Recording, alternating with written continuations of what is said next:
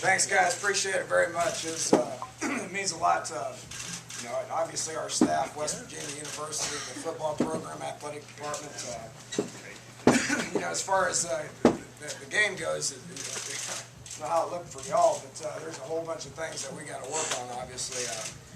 First and foremost, really pleased with how Gino played. Gino's obviously a guy that's playing very well over the course of the last 2 games.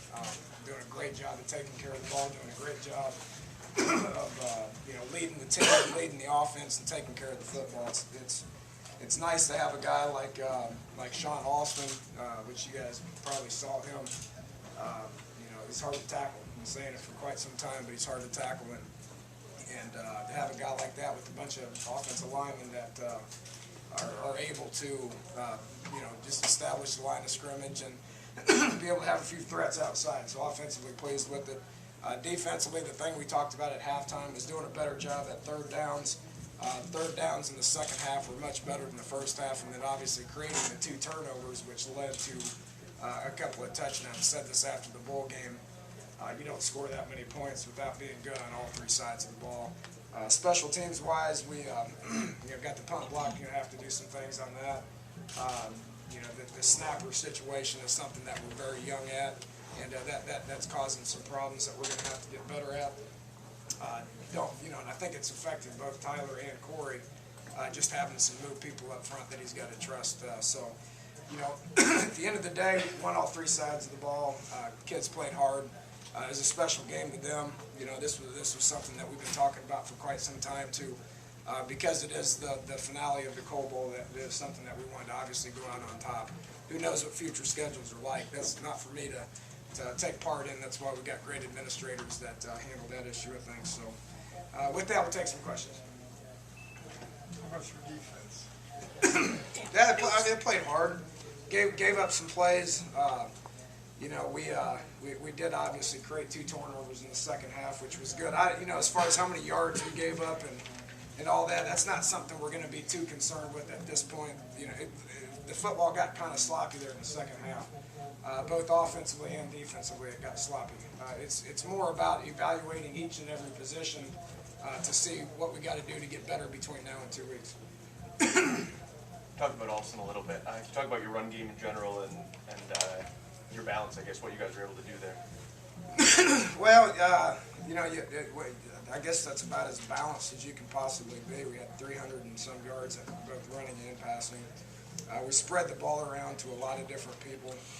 That's to me, from a balance standpoint, is more important than rushing yards, passing yards. We did want to, we do want to be run pass, obviously, somewhere in the neighborhood of 50%, but that's going to change based on how the plays look. If we're running the ball and we're not getting any yards, then we're going to start throwing the ball more. That's what the offense is able to do. Obviously, very balanced. It doesn't just start with the running backs. It starts with the guys up front. And obviously, up front, we played probably as good as we have since I've been here. Dana, when did you first notice that Sean maybe could be your guy? I mean, when did it first take note of it? Well, it started in the bowl game when Dustin went down. Sean stepped up and took advantage of his opportunity. We all know that he was hurt last year, and we didn't have him in the spring. We didn't have him for about 5 games, and he did better as the year went on. But then the off season, he's got himself in shape. He's healthy. He feels good. He's a leader. Thinks he's the baddest dude on the field. It's kind of his mentality. Thinks he's the boss of the locker room, which he probably is. Just a guy that's a tremendous leader for us at this point. It's hard not to name him a captain, but we've got so many other guys that have played a lot of ball that, with Sean only having a couple of career starts, we didn't think it was appropriate.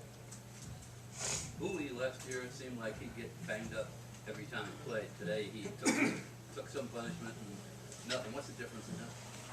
He's stronger. He's a guy that plays reckless. He plays so hard. I think he closes his eyes and just runs into people a bunch. He's becoming a better space guy. He's always been a try-hard effort guy.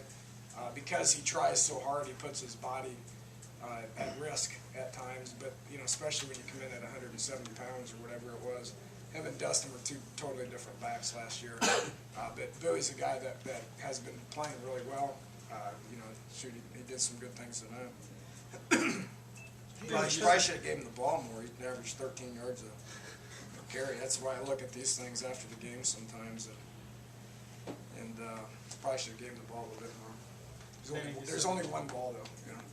You said last week that one of the keys in the first game was making adjustments to what the other teams did, that you worked so well offensively right off the bat. Did you have to make any? Nah, we really didn't. You know, everything that we were doing was working, except for the 3rd and 1 on the 1. That takes me off. I should have kicked the field goal there. That's being stubborn. That's not smart football. That was a bad call.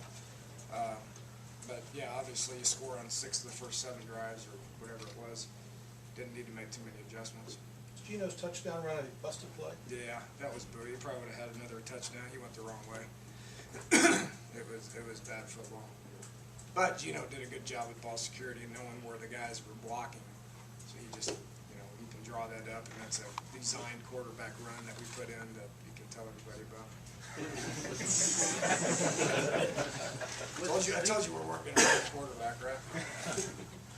Then it was a sneak on the goal line. Was that Terrible call. That was the 4th down call. It was me being stupid and stubborn, and we 3rd and 1, we tempoed them because they subbed. So we tempoed them, we caught them. 3rd down and 1, we just tried to punch it in, which is what we're always going to try to do. We lost a yard, and I got mad and became stubborn and took 3 points away from the team, which was not very smart. Looking at the final score, it's kind of hard not to draw some comparisons to the Orange Bowl. How does this game compare to that, and do you see any similarities out there? Yeah, probably. Yeah, there's some obvious situations that were just similar, and I don't know how you want me to compare it to. This is a totally different team, and there's going to be a whole bunch of different challenges of trying to improve on what we need to improve on.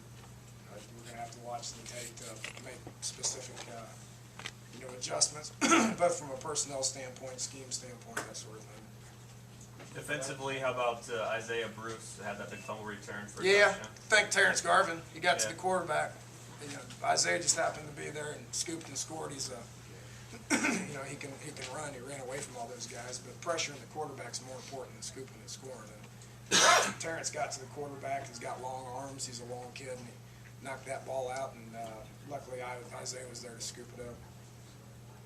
Danny, do you have a set number going in for times you want to get Tavon the ball?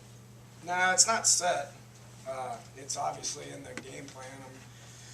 I mean, there's the first 5 plays they were designed to potentially go to Tavon. That doesn't mean they go to Tavon. I mean, obviously when we give them the sweep, that's something that we can dictate him getting the ball.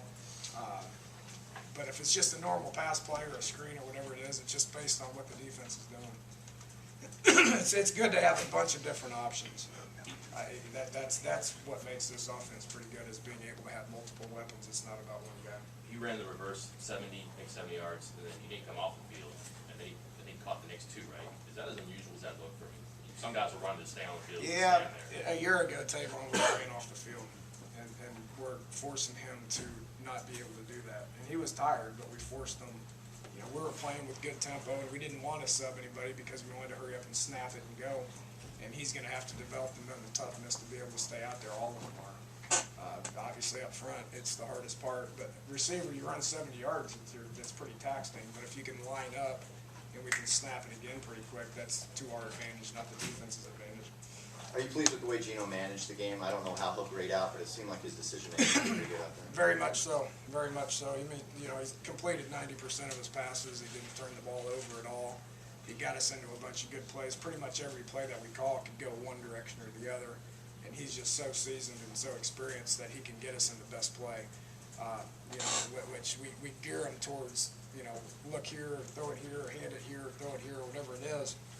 He managed the game as well as anybody I've ever been around.